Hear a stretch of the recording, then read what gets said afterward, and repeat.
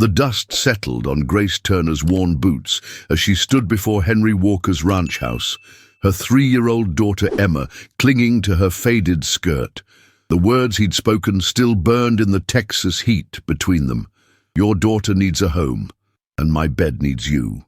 Society had already branded her a fallen woman, but his raw honesty cut deeper than any whisper behind church pews. Subscribe to discover if Grace will choose survival over dignity in this forbidden arrangement. Grace Turner had walked 17 miles through the merciless Texas sun, her daughter's small hand growing heavier with each step. The child's whimpers had long since faded into the kind of exhausted silence that breaks a mother's heart. When Henry Walker's ranch house finally appeared on the horizon, Grace felt her knees buckle, not from relief, but from the crushing weight of what she was about to ask of a stranger.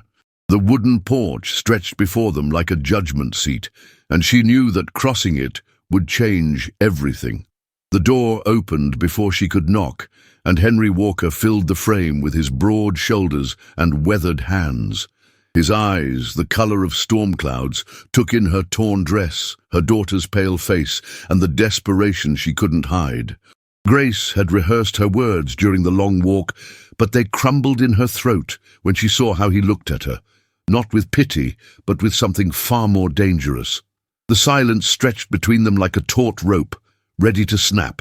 "I heard about your situation in town," Henry said, his voice rough from years of speaking only to horses and wind. His gaze never left her face, even as Emma peeked out from behind Grace's skirts. "Folks are saying you need a place to stay." The words hung in the air, heavy with implication. Grace felt her cheeks burn, knowing that the town's whispers had reached even this isolated ranch. She had hoped to escape the judgment, but it seemed to follow her like a shadow. Henry stepped aside, gesturing them into the cool darkness of his home. The house smelled of leather and coffee, of a man's solitary life.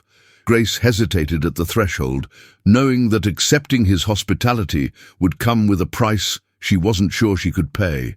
But Emma's small hand tugged at her dress, and the child's trusting eyes reminded her that pride was a luxury she could no longer afford. She stepped inside, feeling the weight of his gaze on her back. The kitchen was sparse, but clean, with a table that could seat 4, but had clearly only ever served 1. Henry poured water from a pitcher, his movements careful and deliberate. When he handed Grace the glass, their fingers brushed, and she felt a jolt of electricity that had nothing to do with the storm clouds gathering outside. She drank deeply, tasting the sweetness of well water and the bitterness of her own desperation. Emma clung to her mother's leg, sensing the tension that crackled between the adults. "Your daughter needs a home," Henry said finally, his words measured and deliberate. Grace nodded, unable to speak past the lump in her throat.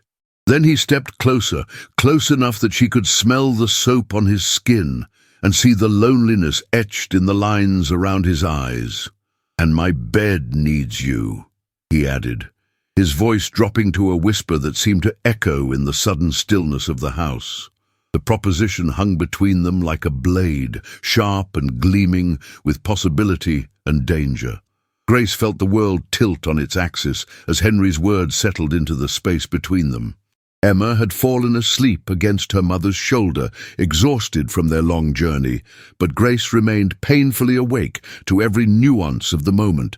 The farmer's proposition wasn't spoken with cruelty or lust, but with the kind of raw honesty that comes from a man who has spent too many nights alone with his thoughts. She could see in his eyes that he understood exactly what he was asking and exactly what she would be sacrificing. The afternoon light filtered through the kitchen window, casting long shadows across the wooden floor. Grace set Emma down gently on a chair, the child's small body curling instinctively into sleep. When she straightened, Henry was watching her with an intensity that made her skin prickle with awareness. He wasn't a handsome man in the conventional sense, but there was something magnetic about his stillness, his complete attention.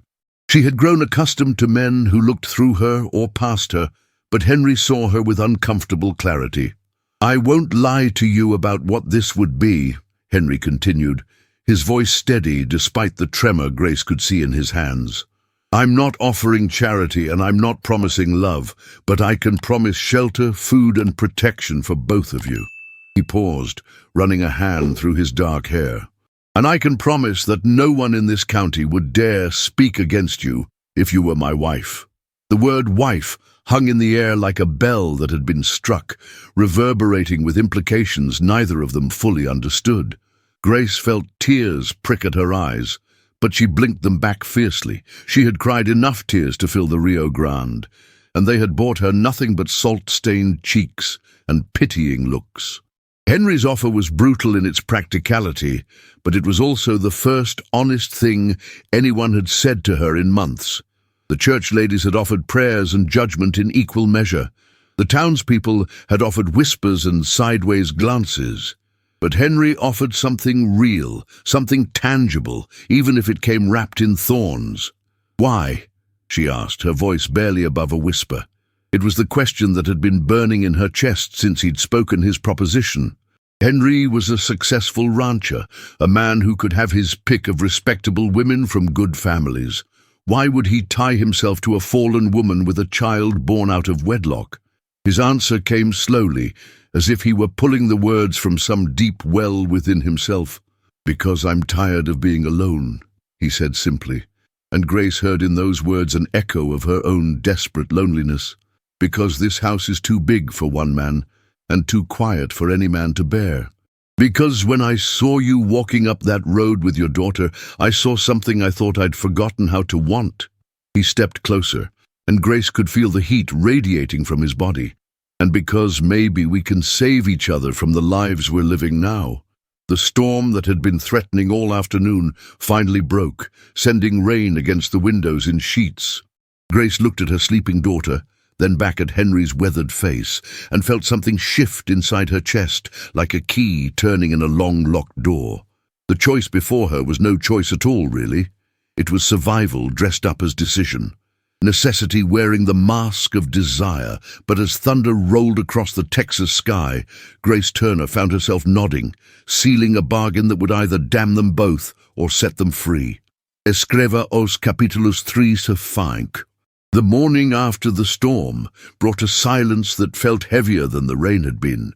Grace woke to find Emma already dressed, standing by the window, watching Henry feed the horses in the corral. The child's small hand pressed against the glass, her breath fogging the pain as she whispered something Grace couldn't hear. There was something in her daughter's posture, a stillness that spoke of hope taking root, that made Grace's chest tighten with both gratitude and terror. She had brought Emma here seeking shelter, but now she wondered if she had inadvertently offered her child something far more dangerous, the possibility of a father, a home, a life that could be torn away as easily as it had been given. The kitchen smelled of coffee and bacon when they descended the stairs. Henry's broad back turned to them as he worked at the stove with the methodical precision of a man accustomed to solitude. He didn't turn when they entered, but Grace noticed the way his shoulders tensed, the slight pause in his movements that betrayed his awareness of their presence. "Sit," he said without looking, his voice carrying the same gruff gentleness from the night before. Grace helped Emma into a chair at the worn wooden table, her fingers lingering on her daughter's shoulders as if to anchor herself to this moment of ordinary domesticity. The plates Henry set before them were chipped but clean, filled with more food than Grace had seen in weeks: eggs, golden and perfect, bacon crisp, biscuits that steamed when broken open. Emma's eyes widened with wonder, but she waited, looking between Grace and Henry, as if seeking permission to believe this abundance was real. Grace felt tears threaten at her daughter's learned caution, at the way poverty had taught a 4-year-old to question every kindness. Henry noticed too, his jaw tightening as he took his seat across from them, his own plate barely touched. "Eat," he said to Emma, his voice softer now, almost tender. "There's plenty more where that came from." The meal passed in careful silence, punctuated only by Emma's small sounds of pleasure and the distant lowing of cattle. Grace found herself studying Henry's hands as he ate, scarred and calloused, but gentle when he reached across to refill Emma's milk glass. These were hands that had known hard work and harder losses, hands that had built this life from nothing and defended it against everything the frontier could throw at him. She wondered what it would feel like to have those hands touch her with intention rather than necessity, to feel them map the geography of her skin with the same careful attention he gave to his land. The thought sent heat spiraling through her belly, and she forced herself to look away, focusing instead on the simple miracle of her daughter eating her fill. But even as she tried to push the image away, she could feel Henry's gaze on her, steady and knowing, as if he could read the direction of her thoughts in the flush that crept up her neck. After breakfast, Henry showed them the house with the same quiet efficiency he brought to everything else.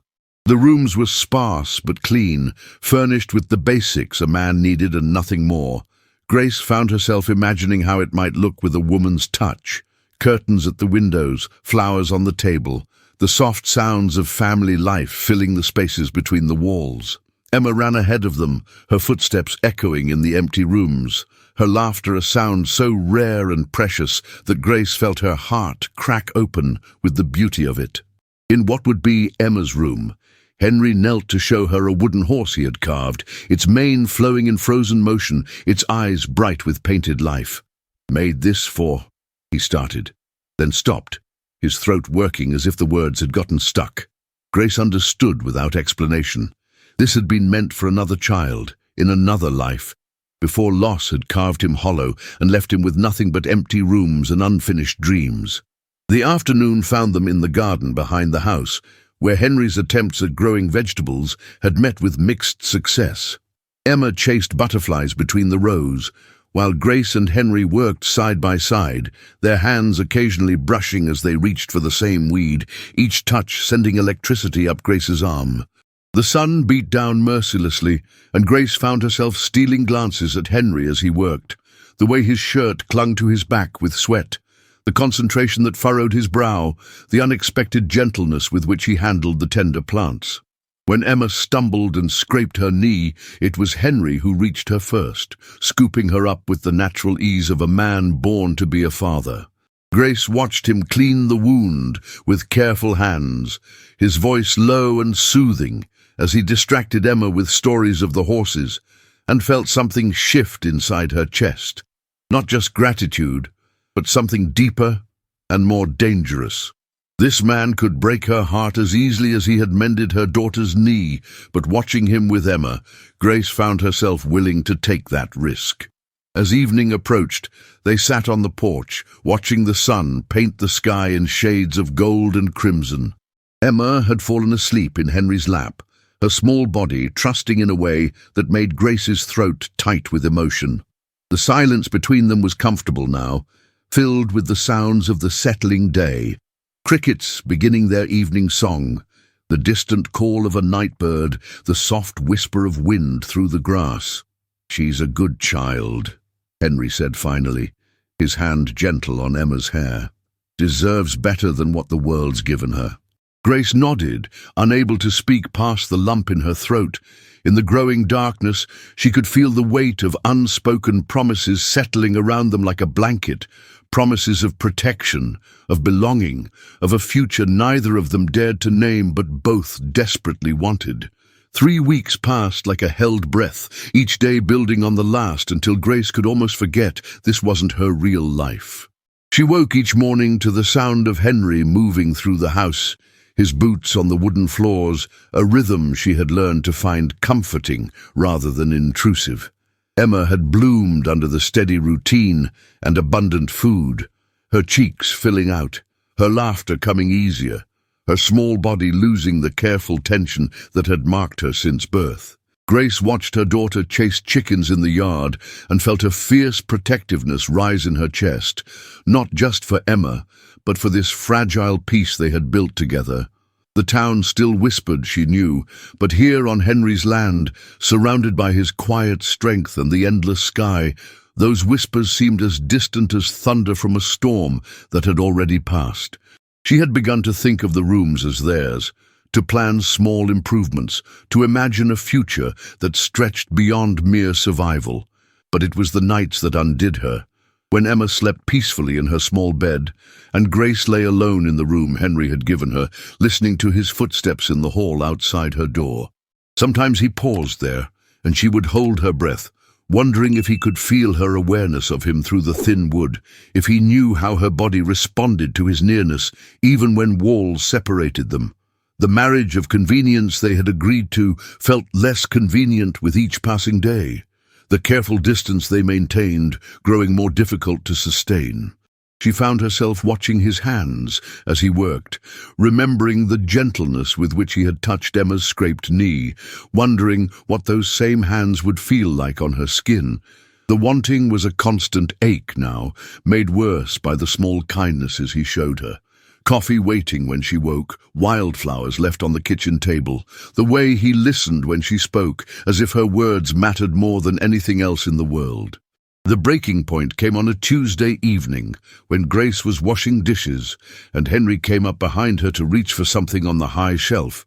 His body pressed against her back for just a moment, his breath warm against her neck, and Grace felt her knees go weak with the sudden rush of desire that flooded through her.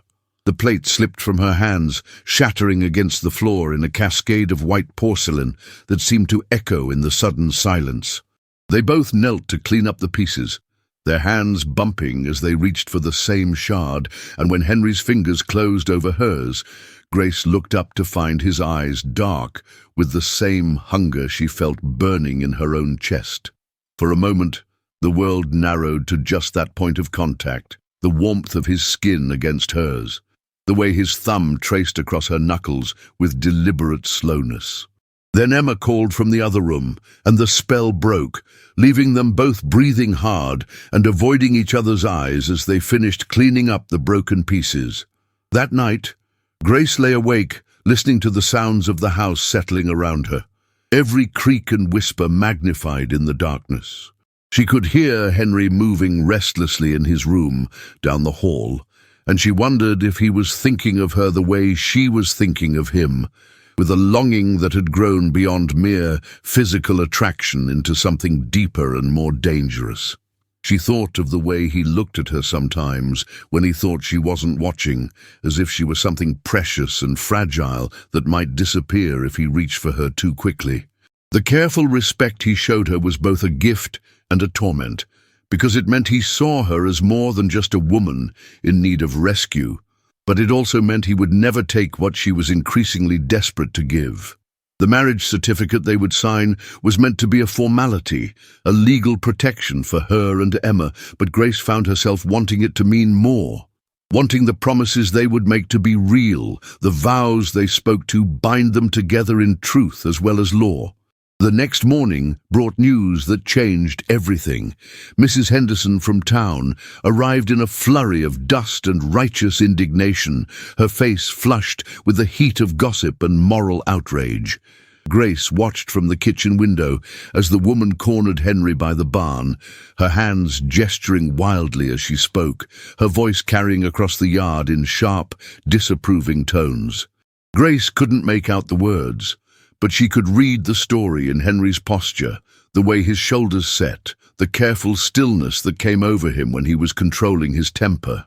When Mrs. Henderson finally climbed back into her buggy and drove away, Henry stood for a long moment staring after her, his hands clenched at his sides.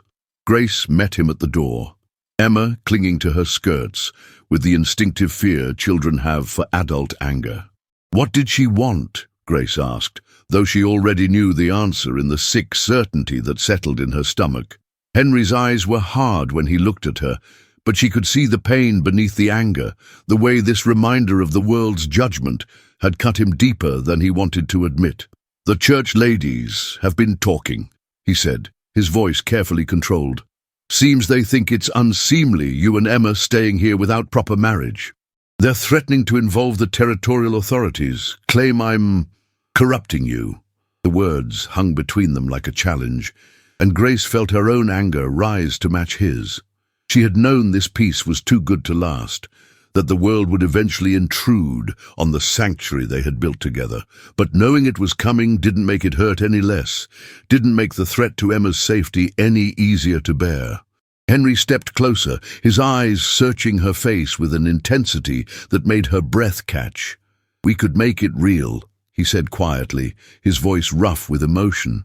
"The marriage, I mean. Make it legal, proper, so they can't touch you or Emma. But Grace," he reached out, his fingers barely grazing her cheek. "If we do this, there's no going back. I won't be able to pretend anymore that I don't want you, that this is just about giving you shelter."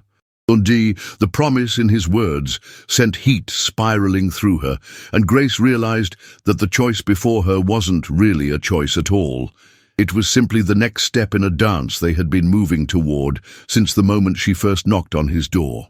The wedding took place on a Thursday morning in the small church at the edge of town, with only the preacher and his wife as witnesses to the vows that would bind Grace Turner to Henry Walker in the eyes of God and the territorial government. Grace wore the only good dress she owned, a blue cotton that had seen better days but still held echoes of the woman she had been before poverty and shame had stripped away her choices.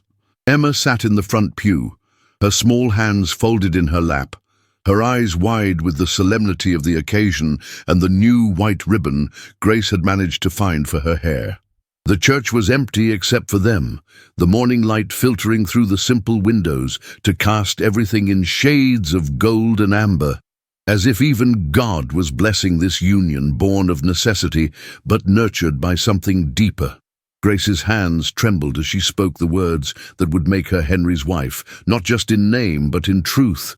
And when he slipped the simple gold band onto her finger, his mother's ring, he had told her quietly, saved all these years for a woman worthy of wearing it.